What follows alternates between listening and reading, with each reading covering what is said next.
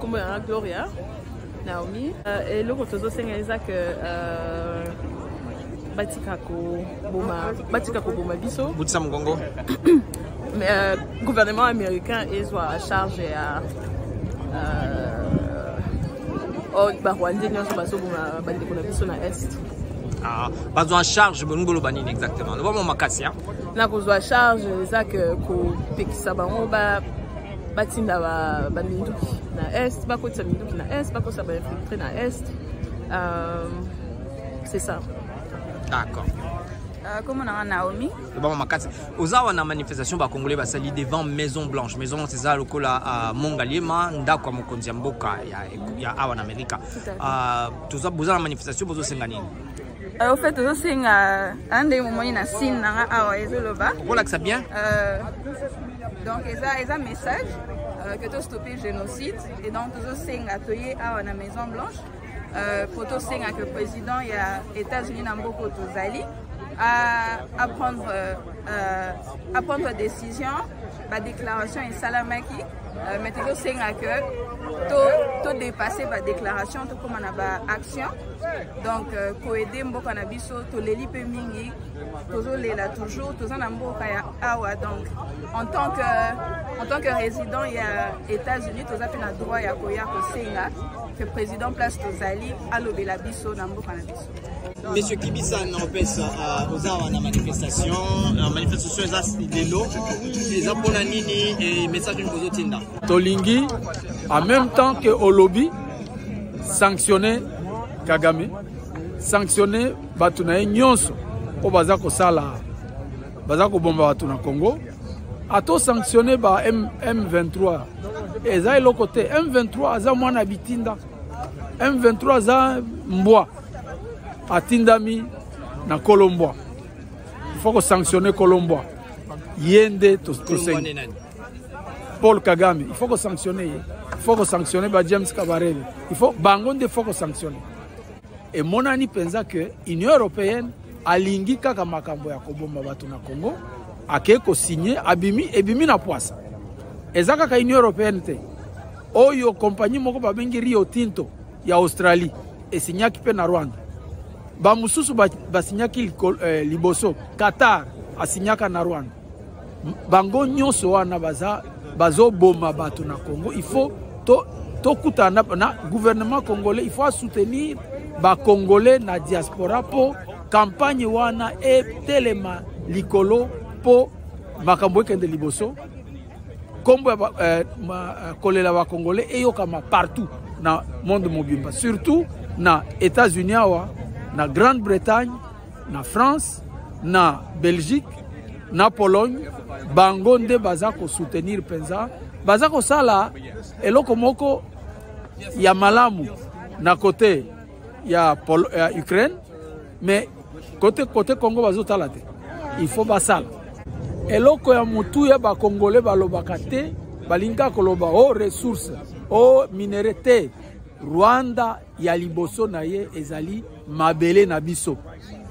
Bizimungu alobaka yango na 1996 na octobre tango guerre bandi pe Kagame auti koloba yango na 2023 wa na Benin que mabele na bango nde balingi bazwa, alors que oyebi très bien que historien monene amboka na biso alobaki soki mutu ako réclamer mabele eza Congo nde ako réclamer mabele na biso eza na Rwanda. Donc kolobaka kaka minéralité, il faut kolobaka mabele eza likambo ya mabele. Voilà, yipsa biso kombo na yo et puis awa liboso à Maison Blanche pour Salani. Kombo na ngai Nils Kinwani naza leader na kati ya communauté na biso ba Congolais awa, naza leader na kati ya communauté na biso awa ya Washington, et lelo to yayi o protester pona makambo nyos bitumbo zo salima na mboka na biso bandeko na biso zo kufa. Tolingi États-Unis bazwa ba action contre Rwanda, ba sanctionner Rwanda parce que Rwanda muntu azo entretenir guerre zo salima na mboka na biso bitumba wana eza Rwanda muntu azo bundisa biso. États-Unis faut pas rara aloba asalara ba déclaration, il faut pe a sanctionner Rwanda pour ye muntu aza la cause ya ba problème nyoso sécuritaire toza nango lelo.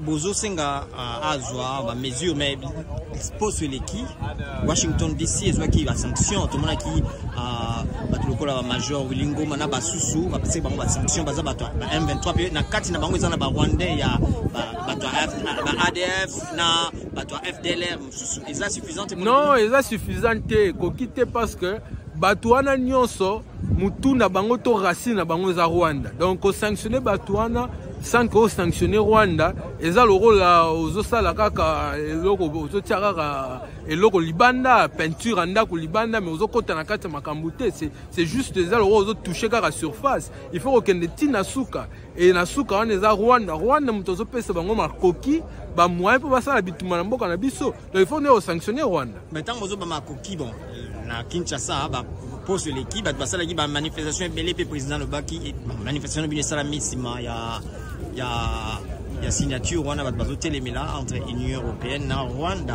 Est-ce que le lopo bozaï côté le melango tozotelemela ngo parce que Union européenne a yebi bien que Rwanda azobundisa Congo et puis Rwanda azo financer azo utiliser ba financement wana pour continuer à entretenir guerre. Donc ba sanction faut out partout. Ndenge mo ka Union européenne États-Unis bazo sanctionner Russie na Poutine, il faut pas sanctionner Rwanda pour mamu Rwanda zo sala les armes ndenge moko Poutine zo sala kuna na Ukraine.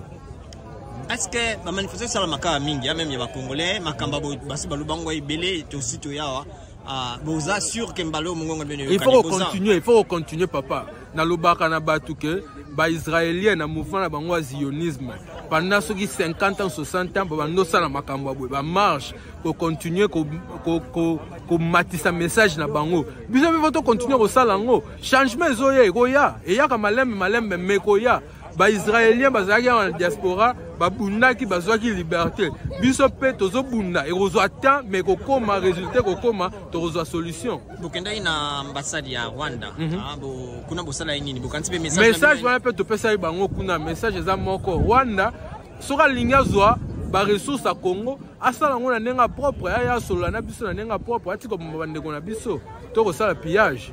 Ben est-ce que kutana ki na bato na ambassade wana ya to kutana ki temba mona biso batindi message pour ba policier ki ba moni biso message ni End the war in Congo now. End the war in Congo now. DC to Congo.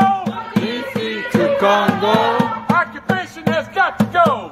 Occupation has got to go. From DC to Congo. DC to Congo. Occupation has got to go. Occupation has got to go. From Palestine